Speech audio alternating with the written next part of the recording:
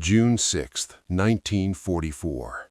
The ramp slams down into the surf. Cold water rushes in. Bullets tear through the air. And from the belly of a wooden boat, 30 men charge into history. This was the moment the Allies had trained for. But without one man, an outsider from Louisiana, it might never have happened. His name was Andrew Higgins, and his boat? It didn't just carry soldiers, it carried the weight of the entire invasion. Before the world knew his name, Andrew Jackson Higgins was just another entrepreneur in New Orleans, but behind his gruff voice and relentless drive was a man who would change the course of World War II. Born in Columbus, Nebraska in 1886, Higgins didn't follow a traditional path. He dropped out of high school and eventually made his way south, where he founded Higgins Lumber and Export Company. But it wasn't timber that would make his name, it was boats. By the 1930s, Higgins had shifted his focus to designing shallow draft boats for the Gulf Coast's oil and lumber industries. His Eureka boat, fast, maneuverable, and capable of beaching in just 18 inches of water, caught the attention of the U.S. Marine Corps. The Marines were looking for a boat that could land troops directly onto a beach, fast.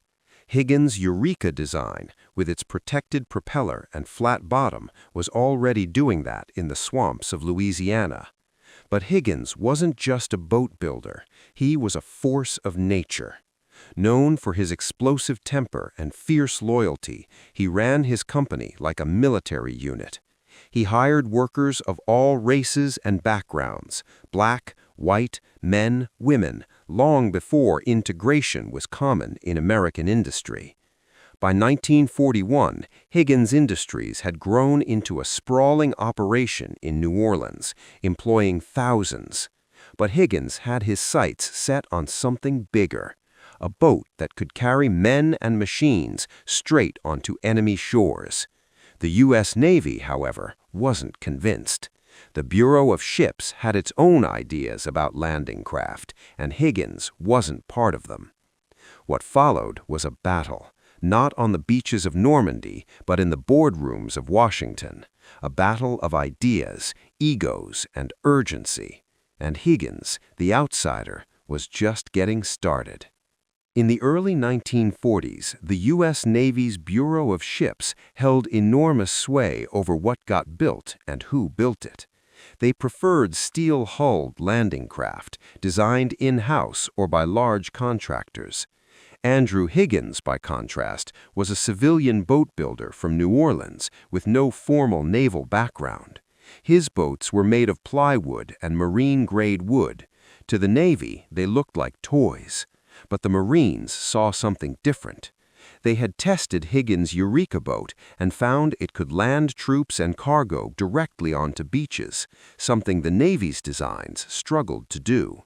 Still, the Bureau of Ships resisted. They questioned the durability of Higgins' materials. They doubted his ability to scale production, and they didn't like being told that a civilian had a better idea. Higgins, never one to back down, took his case to the top. He lobbied the Marine Corps, the Navy, and eventually the White House. His pitch was simple. His boats worked. In 1942, the Navy finally relented. They ordered a modified version of the Eureka boat with one key change. Inspired by Japanese Daihatsu-class landing craft, which had been observed in action during the Sino-Japanese War, Higgins didn't invent the concept, but he perfected it. The final LCVP was 36 feet long, with a shallow draft and a flat bottom. It could carry a 36-man platoon, a jeep, or a small artillery piece. Its twin rudders gave it surprising agility even in surf. The boat was powered by a gray marine diesel engine, capable of reaching speeds up to 12 knots. But speed wasn't the point. Access was. The LCVP could land on beaches where no pier existed, then back away under its own power. Inside, the boat was brutally simple. Troops sat on wooden benches along the sides. There was no armor, No cover, just a steel ramp between them and enemy fire. But that simplicity was its strength. The LCVP could be built quickly, repaired easily, and operated by a small crew. It was the Model T of amphibious warfare. Higgins didn't just design the boat, he designed the system to build it. His New Orleans factories became a model of wartime efficiency, churning out thousands of LCVPs with astonishing speed. By 1943, the LCVP had become the standard landing craft for the U.S. Navy and Marine Corps. It was no longer just a prototype, it was the backbone of every amphibious assault plan. Even as the LCVP proved itself in field trials, the Navy's Bureau of Ships remained skeptical. They questioned its seaworthiness, its wooden construction, and its ability to survive in combat. Higgins, meanwhile, was growing impatient. He believed the Navy's bureaucracy was slowing the war effort, and he wasn't afraid to say so. In one meeting, he reportedly told a group of Navy officers, "You let me do it my way and I'll deliver the boats you need, or you can keep doing it your way and lose the war." The Navy's resistance wasn't just about design, it was about control. Higgins was an outsider, a civilian, and a maverick. He didn't play by Washington's rules, and that made him dangerous. But the war was escalating. The Allies needed a reliable way to land troops on hostile shores, and Higgins boats were already proving themselves in North Africa and the Pacific. Eventually, the Navy had no choice. They gave Higgins the green light and the contracts. By 1943, Higgins Industries was producing thousands of LCVPs, with orders coming in faster than they could be filled. But Higgins didn't just want to build boats, he wanted to win the war. He pushed his workers hard, ran his factories around the clock, and demanded perfection. His workforce, integrated, diverse, and fiercely loyal, rose to the challenge. Men and women, black and white, worked side by side to build the boats that would carry the Allies to victory. The Navy may have pushed back, but by 1944, even they had to admit Higgins had been right all along. By 1943, Higgins Industries had become one of the largest boat manufacturers in the world. From a modest lumber yard, Andrew Higgins had built an empire of war production.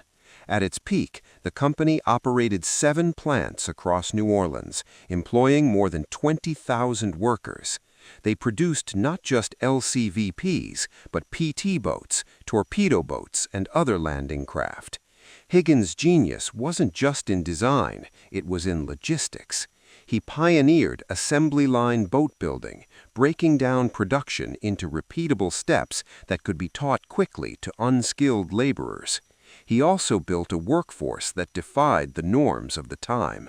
Higgins hired women, African Americans, and immigrants in large numbers, paying them equally and promoting based on merit. In a segregated South, this was revolutionary, and it wasn't just policy, it was personal. Higgins believed that unity on the factory floor was essential to victory overseas. The results spoke for themselves. Higgins Industries could produce an LCVP in just a few days. At full capacity, they were churning out more than 700 boats a month. The Navy, once skeptical, now relied on Higgins for the bulk of its amphibious fleet. And Higgins delivered, on time, on budget, and at scale. But Higgins wasn't just building boats, he was building morale. His factories hosted concerts, war bond rallies, and even child care centers, anything to keep production moving. In Washington, he was still a thorn in the side of Navy brass, but on the docks of New Orleans, he was a hero. By early 1944, Allied planners faced the most complex amphibious operation in history, Operation Overlord. The invasion of Nazi-occupied France would require landing more than 150,000 troops on the beaches of Normandy. The logistics were staggering.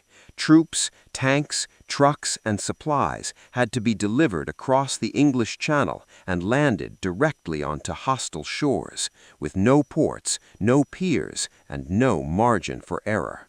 At the heart of the plan was a simple wooden boat, the LCVP. More than 1,000 of them would be used on D-Day, each carrying a platoon of soldiers or a vehicle to the beach.